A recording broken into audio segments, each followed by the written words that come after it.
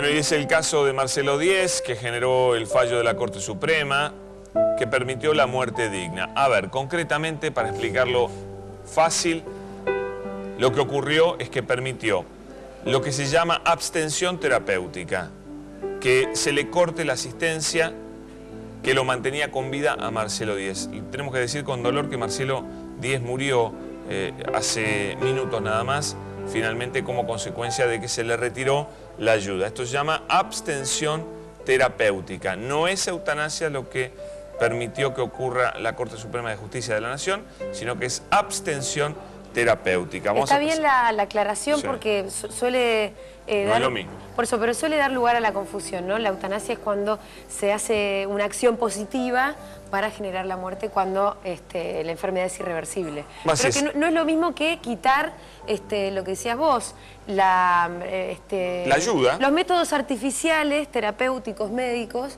que sostienen la vida, que sin esos métodos ya no puede seguir subsistiendo. Le quiero preguntar a Nicolás Laferrier, director, que es abogado y director del Centro de Bioética, Persona y Familia, si está bien esta decisión de la Corte Suprema, teniendo en cuenta que Marcelo Díez estuvo 20 años convertido, y es duro decirlo, en un vegetal. Así se lo dijeron los médicos a sus hermanas. Le dijeron, Marcelo, hoy es un vegetal. Nicolás, bienvenido. ¿Cómo estás? Muy buenas noches. Bueno, ante todo, una oración por Marcelo, si realmente la noticia es que falleció. El caso es dramático. Todos estamos siempre a favor de la vida y a pensar que hay como un acuerdo en que la eutanasia siempre está mal. También hay un acuerdo en que es legítimo renunciar al encarnizamiento terapéutico. Es legítimo renunciar cuando un tratamiento es desproporcionado, las posibilidades de mejoría son nulas y la muerte es inminente.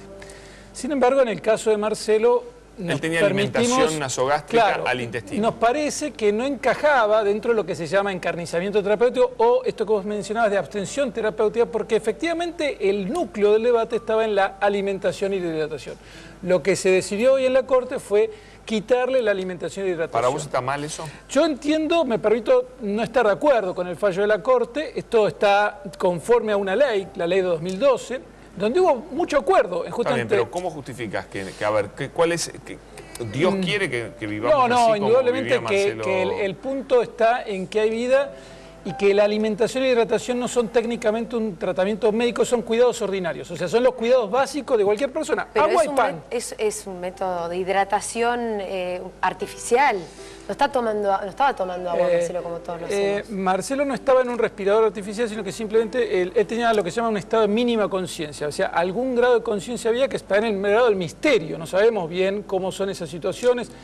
Entonces, ¿vos cómo conocés la mínima conciencia? En el caso de Marcelo Díez lo dictaminó el cuerpo médico forense. La Corte dice, en el fallo es muy clara en decir, acá tenemos un diagnóstico donde hay distintas opiniones, hay acuerdo en que hay una mínima conciencia y hay acuerdo en que no tendría reversibilidad la situación. Nicolás, el argumento tuyo, la verdad que llama la atención. Yo primero quiero decir que recién dijiste que había un acuerdo con que la eutanasia está mal. Es un acuerdo tuyo, yo no acuerdo con eso. Pero dejando de lado eso... No, dijo en la ley, ¿no? No, lo que quise decir es que en general hubo acuerdo, por ejemplo, tanto con la ley de derechos del paciente del 2009, con la ley de muerte digna del 2012 y con el nuevo Código Civil, en los tres casos había un acuerdo, se manifestó que en Argentina no podía haber prácticas eutanásicas. Que no se regula la práctica de eutanasia. Bueno, más allá de eso quiero decir, vos hablás de un lugar religioso, creo que es importante que cada uno diga desde qué lugar habla. Tu argumento se sostiene desde la religión. ¿Por qué sostener la vida en estos casos? ¿Porque Dios así lo quiere? ¿Sí? Te agradezco la pregunta. Yo soy abogado, doctor en ciencias jurídicas, me dedico a enseñar tanto en la Universidad Católica como en la Universidad de Buenos Aires. Por supuesto, también tengo una fe religiosa, pero aquí estoy hablando desde una perspectiva del derecho a la vida. Yo creo que el derecho a la vida es un derecho que tiene tal fuerza, tal valor, tal centralidad, hasta diríamos simbólicamente en una comunidad, que bueno, que creo que una acción como la alimentación y hidratación que hacen al cuidado básico de la vida, quitarle, supone en el fondo una acción que por omisión, vos decías muy bien, la eutanasia como acción y la eutanasia por omisión. Entonces el debate está allí. Ese es el punto. Vamos a ver qué opina Nicolás Marcelo, porque Marcelo es especialista, él ha militado por la muerte digna desde hace mucho tiempo. Pero Marcelo, a mí me parece que Nicolás acá se anota un punto en el sentido que él dice no es un respirador artificial que no hay nada más, su nombre lo indica, es artificial, se apaga, sino que acá es comida y agua, ¿no? Agua y pan, dijo él. ¿Por qué crees que eso igual justifica la muerte digna? Buenas noches a todos. Yo disiento con lo que dice Marcelo y cada uno, con lo que dice Nicolás, perdón, y con lo que cada uno tiene como visión. Si podemos tomar el espíritu de la ley desde el vamos, la ley hablaba o se fijaba sobre lo que era encarnizamiento terapéutico y cuáles eran, si bien lo dijo, los métodos desproporcionados en base a los resultados que se ponían. ¿Coincidís que no es el caso? Yo creo que sí es el caso porque en la ley estaba bien establecido cuáles eran las limitaciones terapéuticas a las que nos podíamos referir. Y sí entraban dentro de esa ley, por ejemplo, la limitación terapéutica era el quite de un respirador, pero también entró la alimentación y la hidratación. Y en esto, queríamos poner el punto en énfasis porque sí se determinó cuando fue sancionado y cuando fue en el espíritu de la ley que también era un exceso terapéutico la alimentación y la hidratación y se debatió y se demostró porque tanto clínicamente como esto. Entonces, en algunos términos donde por ahí, o sea, por una cuestión ideológica, sí es un exceso terapéutico. ¿Es encarnizamiento terapéutico sí, también? Porque es un exceso terapéutico y es una limitación terapéutica lo que se practicó con Marcelo Díez. No, bueno, es la palabra de la ley. ¿Aceptás que la ley dice eso? No, la ley dice eso, sí, claro que sí. Justamente este es el punto de debate. Nosotros sosteníamos que la ley en este punto fue cuestionada. De hecho, en los debates se planteó en esos términos. Vos hubieses esperado tal vez que la Corte Suprema hubiese declarado en este punto tal vez inconstitucional a la ley y entonces hubiese fallado distinto. En este caso lo que aporta el fallo de hoy de la Corte Suprema es un aval a una ley que ya existía desde el año 2012. Totalmente. Esto también es importante aclarar, no es que la Corte Suprema estaba planteando novedades. La ley existía desde el año 2010. No había sido sancionada por el Congreso, pero no había sido reglamentada, por lo tanto, como es una ley de salud, no puede entrar en vigencia por no haber sido reglamentada, que eso lo hace el Ejecutivo a través del Ministerio de Salud.